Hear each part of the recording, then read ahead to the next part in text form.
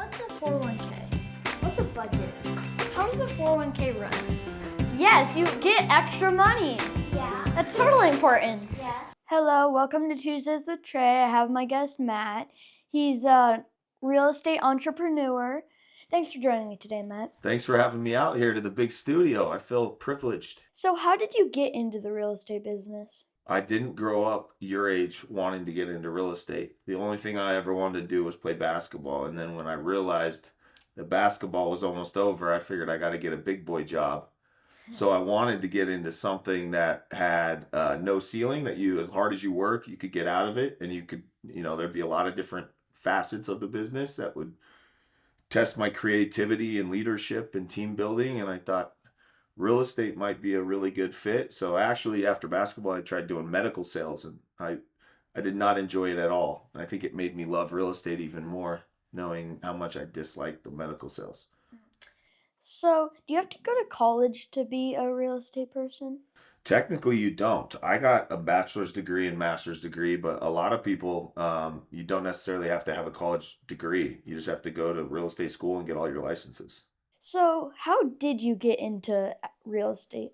So I got my real estate license almost exactly 10 years ago. I was living in Greece, an island of Greece called Cyprus.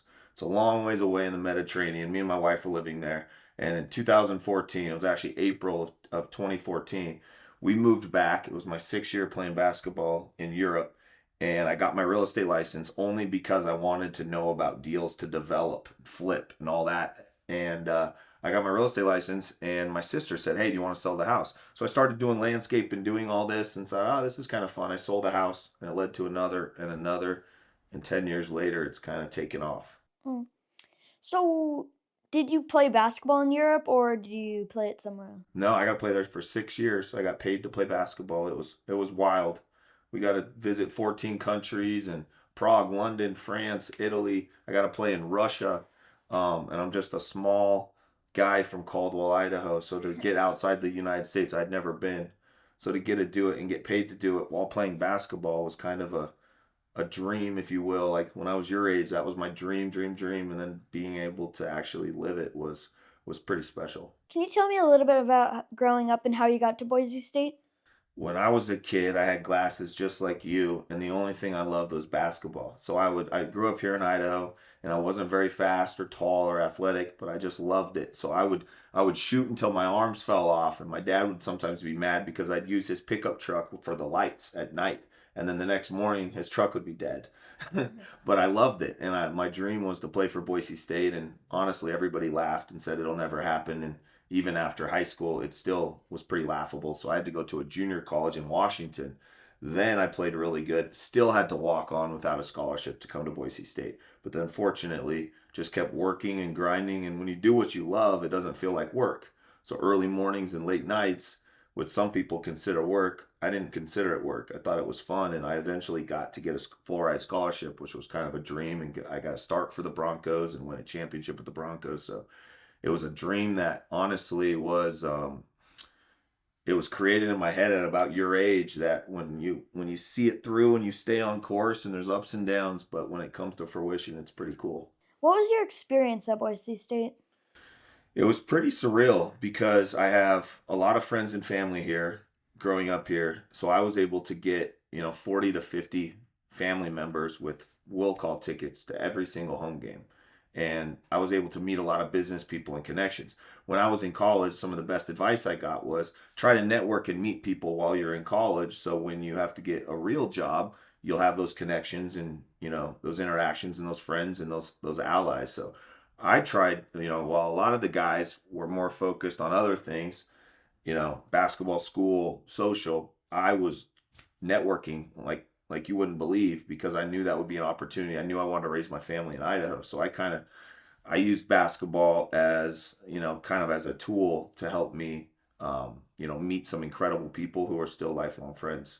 So, what position were you in basketball? I was a guard. Even though I'm kind of tall, I was still one of the shortest on the court. I mean, most guards are way, way, way tall. So I was one of the smaller guys, believe it or not. You look like a point guard. Yep, you're spot on. What was your most memorable game you ever played?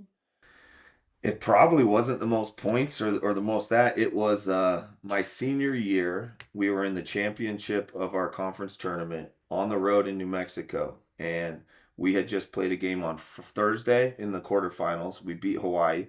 We beat Utah State in the semifinals on Friday. So we played Thursday, Friday, and then we had to play Saturday.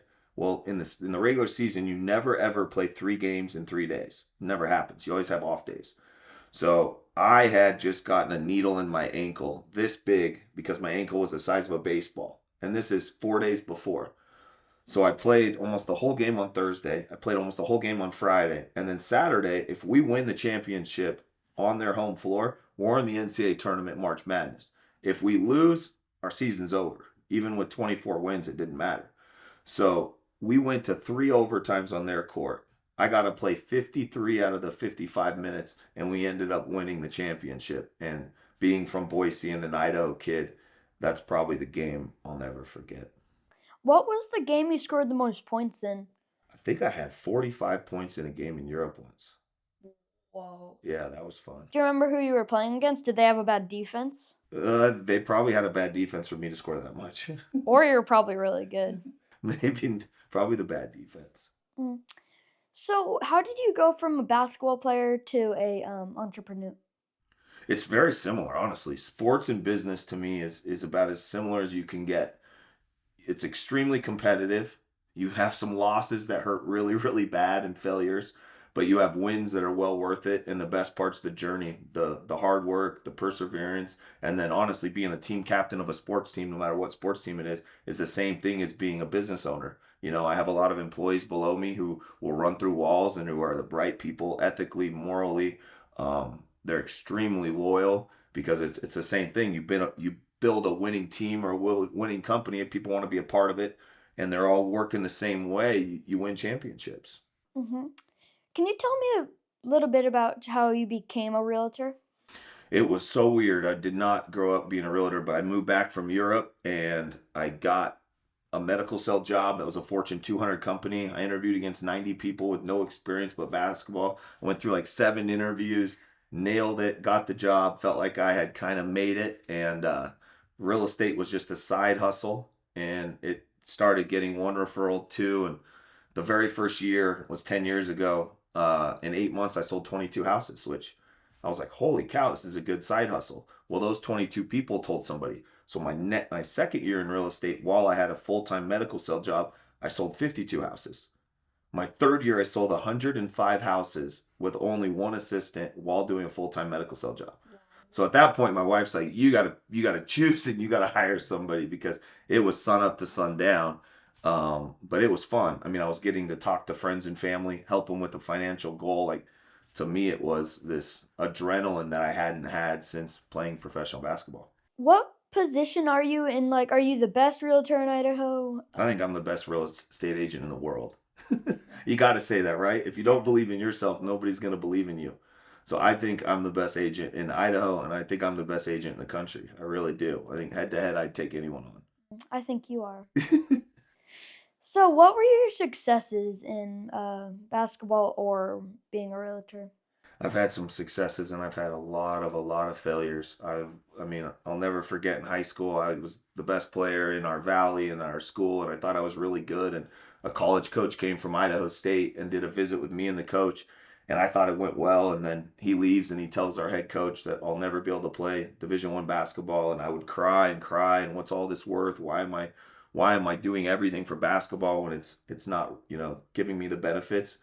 And you deal with these, and you can work hard based on fear and based on proving people wrong. There's a lot of ways to get motivated, but that was one of the ways I wanted to prove people wrong who didn't believe in me. And that was the failures. The successes I think was cool was I won a state championship at Valley View, I won a championship at Boise State, and I won a European championship when I played in Europe. So Impressive. it was kind of cool always being on a winning culture.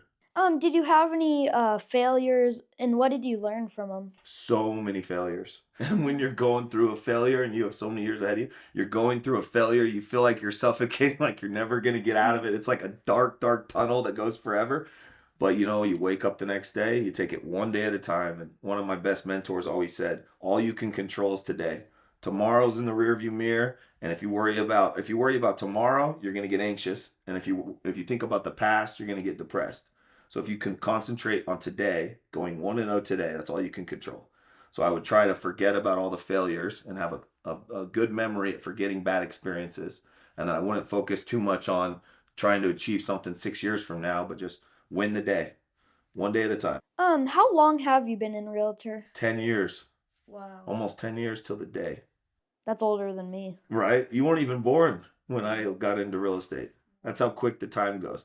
Now you're going to blink and you're going to be graduating high school. And your dad and mom are going to be like, what happened? We were just doing Tuesdays, Trey's podcast, and now he's graduating. It's unbelievable how fast it goes. You got to embrace the moments. Where did you go to college? I went to Spokane Community College, and then I got my bachelor's at Boise State when I played basketball, and then I got my master's degree at Concordia in Irvine, California. What would you want to tell a foster kid wanting to get into being a realtor? I would say you got to love it, and you got to get in it for the right reasons. I have a lot of people that call me and they want to get into real estate because it's, they can set their own hours, or it's for the money, and you're never going to make it.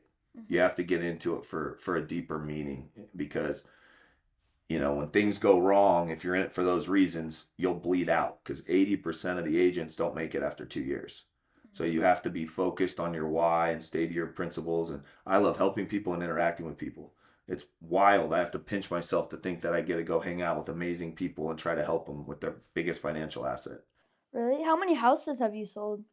I think I'm over like 2,000 now. Wow. Yeah, it's quite a few. So what was the coolest house you sold?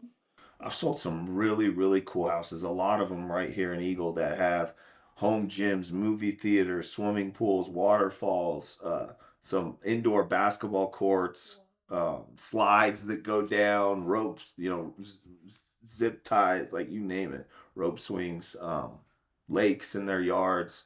It's pretty crazy. Putting greens, golf simulators. It's pretty fun.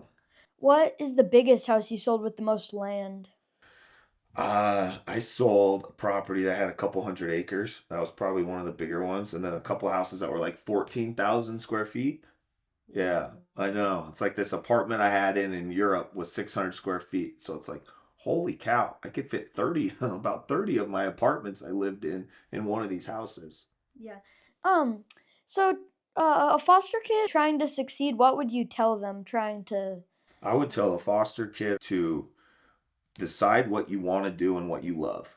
Because if you go with your passion of what you love, it won't feel like work. You're going to absolutely embrace it, love it, never give up, and don't listen to the outside noise. It's easy for people to say, you can't do it, it's too hard, but listen to yourself. Look in the mirror. If you want it, go after it. And the path might not always be like this. It might be like this, but something great is never going to be easy. So the kids need to remember that. If it's really special, it's going to have some failures, but it makes it even more worthwhile when you reach the top. Thanks for joining me today, Matt. Thanks for having me. I'm excited to watch your other episodes. It's going to be fun. I hope you enjoyed this episode of Tuesdays with Trey. Hope you can tune in next time. What's a 401k? What's a budget? How does a 401k run? Yes, you get extra money. Yeah. That's totally important. Yeah.